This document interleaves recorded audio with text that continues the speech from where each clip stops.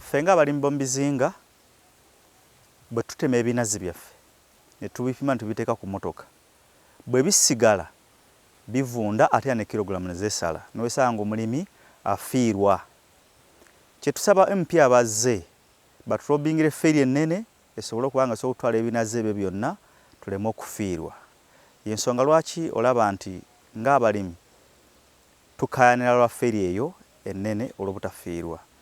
Mu ndagaano gavumenti yali erina okuwa wano Bunyama ne Bubembe ffeeri empya, era baatugamba nga mu komiti ya agriculture nga Honorable Ssempijja akyali minisita, naye ne bwe twogerera palamenti y'ekkumi yaggwako ffeeri tetuukanga, ffeeri e Mwanza teriiyo, baamaliriza bafunye ka ffeeri akakadde somewhere ne bakagattagatta ne bakaleeta akatasobola kutikka mmotoka zitisse binazi kuva Bunyama kubimalayo mu lunaku.